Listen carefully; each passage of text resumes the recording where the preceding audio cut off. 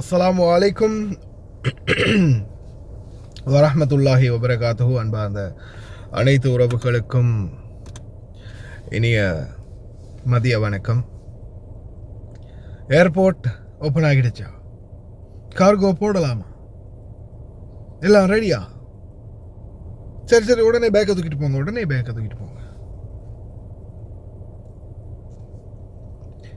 முதலாவது இன்னைக்கு நைட்டை கொஞ்சம் நிம்மதியாக கிடப்போம். சரியா?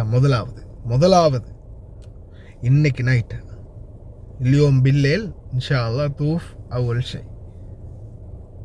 முதலாவது இல்லியோம் இன்னைக்கு போவோம். நானும் திட்டு வாங்கிட்டு தான் உங்களுக்கு அதே பதிலை சொல்கிறேன். எனக்கு நிறைய பேர் அதே கேள்வி தான், என்ன பாபா எல்லாம் சரியா அப்படின்னு கேட்க உடனே திரும்பி ஒரு டேய் முதல்ல இன்னைக்கு ராத்திரியை கடப்போண்டா சுமார்ரா அப்படின்னு திட்டிட்டு போயிட்டாரு. அதே மாதிரி இன்ஷா அல்லாஹ் இன்னைக்கு நைட்டு நல்லபடியாக மூவ் ஆகுதான்றதை முதல்ல பார்ப்போம். எந்த நசராணி எந்த குர்பானி இடையில் குறுக்க வர போகிறான்னு தெரியலை. ஏன்னா நம்ம குவைத்தில் இருக்கிற நம்மளுக்கு மட்டும் ஒன்று மட்டும் ஞாபகம் வச்சுக்கொள்ளுங்க, ஈரானில் இருந்து மட்டும் இல்லை, இந்த பக்கத்தில் இருக்கிற ராக்கிகள்கிட்ட இருந்தும் பிரச்சனை. அப்படி இருக்கும்போது நேற்றைய தினம் கூட கன்சுலர் ஆஃபீஸை வந்து செம்மையாக நாசம் பண்ணிட்டானுங்க.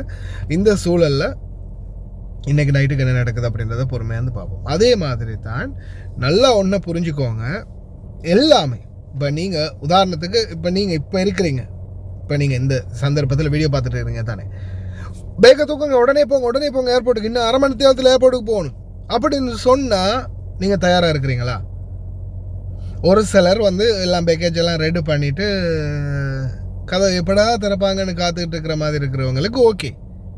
சும்மா சர்வசாதாரணமாக நார்மலான நிலைமையில் இருக்கக்கூடிய உங்களுக்கு உடனே பேக்கை டக்குன்னு அரை மணி நேரம் தான், டக்குன்னு வா, அப்படி குயிக்காவா அப்படின்னு சொன்னால் போக முடியுமா? முடியாது. பேக் ரெடி பண்ணணும், பெட்டி ரெடி பண்ணணும், ட்ரெஸ் ரெடி பண்ணணும், அது வாங்கணும் இது வாங்கணும், 1000 வேலை இருக்கு இல்லையா? அது மாதிரி தான் விமான நிலையம் ஸ்தம்பிதமானதில் எல்லாமே கிடப்பில் கிடக்குது.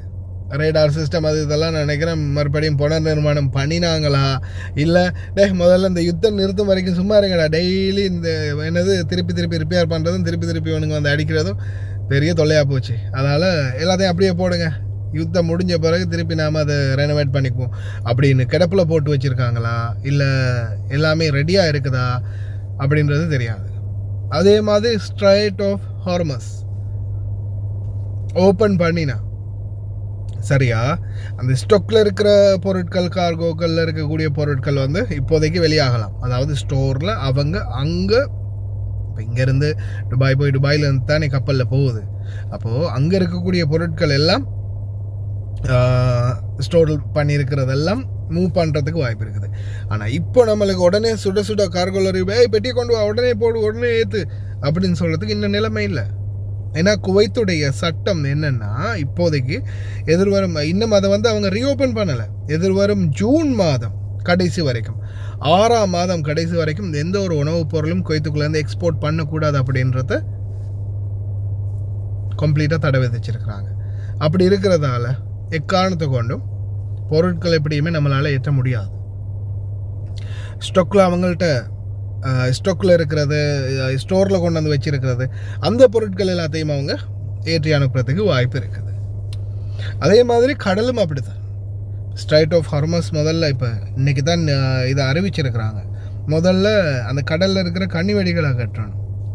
கடலில் இருக்கிற கன்னிவெடிகளை அகற்றி அதுக்குரிய இவங்க போட்டு வச்சுருக்கிற என்னென்ன குசும்பு பண்ணி வச்சுருக்காங்கன்னு தெரியாது, ரெவலன்ட்ரி ஆர்மி அதெல்லாம் கிளியர் பண்ணி எல்லாத்தையுமே கப்பல் வார மாதிரி நிலைமையை சரி செஞ்சு அதுக்கு ரூட் ஃபிக்ஸ் பண்ணி, நான் தாண்டா முதலாவது வந்தேன், நீ 2வது வந்தடா அப்படின்னு மாறி அவனுங்களுக்குள்ளே அடிச்சுக்காம, ஏன்னா அத்தனை கப்பல் நிற்குது போலின்ல, 100கணக்கான கப்பல் சொல்லலாமா இல்லை 1000கணக்கான கப்பல்னு சொல்லலாமா தெரியலை, போலின்ல நிற்குது. ஒவ்வொருத்தருடைய ஷெடியூல் என்ன, அவங்க எப்படி வாரது, அவங்களுடைய ரூட் என்ன, வானத்தில் ஃப்ளைட் பறக்கிறதுக்கு எப்படி ரூட்டோ அது மாதிரி தான் கப்பலுக்கும். நினச்ச மாதிரி கப்பல் எல்லாம் உடனே எல்லாமே போலிங்கில் வர முடியாது. டிராஃபிக் ஜாமில் வண்டி போகிற மாதிரி கண்ணாடி கொஞ்சம் உறைஞ்சி பட்டால் கூட பரவாயில்லன்னெல்லாம் போக முடியாது, கண்ணாடியை மடக்கிட்டெல்லாம் போக முடியாது கப்பல். அப்போ அதுக்கான சில அதுக்கான சில நிபந்தனைகள் இருக்குது, அதுக்கான ஏற்பாடுகள் இருக்குது. அதெல்லாம் ரெடி பண்ணணும். இன்ஷா அல்லாஹ் இதெல்லாம் ரெடி பண்ணி இதெல்லாம் ஓகே ஆகிறதுக்கே 2 வாரத்துக்கும் போதாதோ தெரியலை. ஆனால் சட்டன் விராம, அதாவது யுத்த நிறுத்தம் வந்து ஜஸ்ட் சீஸ்ஃபயர் 2 வாரத்துக்கு தான். அதுக்கு பிறகு என்ன மாதிரியான சூழல் வரும்? ஒப்பந்தம், முதலாவது ஒப்பந்தம். ஈரானில் ஏற்பட்ட அனைத்து சேதங்களுக்கும் அனைத்து இழப்புகளுக்கும் நஷ்டஈடு வழங்கணும், மன்னிப்பு கேட்கணும் அப்படின்னு பல கோரிக்கையை முன் வச்சிருக்கிறாங்க ஈரான். இது எல்லாத்துக்குமே அவங்க ஓகே அப்படின்னு அமெரிக்கா தலை சாய்க்கணும். சாய்ச்சா மட்டும்தான் ஈரான் வந்து இதை நிரந்தரமாக நிறுத்த போகிறாங்க. அதே மாதிரி நான் மறுபடியும் சொல்கிறேன், அமெரிக்கா இதில் வந்து 3ஆம் தரப்பு தான். அங்கே இருக்கிற யஹூதி நசராணி இஸ்ரேல்காரன் என்ன மாதிரியான தீர்மானம் எடுப்பான், அவன் எப்படியெல்லாம் உள்ளுக்குள்ளால கேமை கொடுப்பான் அப்படின்றது சொல்ல தெரியாது. அவன் முதல்ல இதெல்லாத்தையும் நிறுத்தணும். இப்போ இன்றைக்கி அதிகாலையில் கூட நான் செய்தியில் கூட போடுறது, இன்றைக்கி அதிகாலையில் நடந்த தாக்குதலில் கிட்டத்தட்ட 12 பேர் உயிரிழந்திருக்கிறாங்க, 22 பேர் படுகாயம் அடைந்திருக்கிறாங்க லெபனானில். அவன் என்ன சொல்கிறான், நாங்கள் ஈரானோட சரி அடிக்கலை, ஈரானுக்கும் லெபனானுக்கும் சம்மந்தம் இல்லை, ஈரானுக்கு நாங்கள் அடிக்க மாட்டோம், ஆனால் லெபனானுக்கு எங்களுடைய போர் தொடரும் அப்படின்னு சொல்லியிருக்கிறாங்க. இப்படியான சூழல் போயிட்டு இருக்குது. மக்களே அவசரப்படாதீங்க, கொஞ்சம் பொறுமையாக இருங்க. இன்ஷா அல்லாஹ் பொறுத்திருந்து பார்ப்போம். இந்த 2 வாரம், முதலாவது இன்னைக்கு நைட்டை நாம் நல்லபடியாக நிம்மதியாக கிடப்போம், சைரன் அலாரம் இல்லாமல், எந்த ஒரு பிரச்சனையும் இல்லாமல். அடுத்த நாள் வரக்கூடிய அப்டேட்ஸ் என்ன, இந்த மாதிரியான சிச்சுவேஷன் நார்மல் ஆகுதா அப்படின்றத பொறுத்திருந்து பார்ப்போம். ஏர்போர்ட் மெயினானது, ஏர்போர்ட் ஓப்பன் ஆகிறது. கப்பல் திறந்தாலும் ஸ்டாக்கில் இருக்கிற பொருட்கள் மட்டும் தான் போகுமே தவிர புதுசாக இப்போதைக்கு ஏற்ற முடியாது. ரொம்ப ஹைலி ரிஸ்க் தானே. ஏன்னா நீங்கள் கார்கோ போட போகிறீங்கன்னா என்ன போட போகிறீங்க? பழைய துணிமணியும் பழைய பொருட்களையும் மட்டுமா போட போகிறீங்க? உணவுப் பொருட்கள் போட போகிறதில்ல, கட்டாயம் போடும்.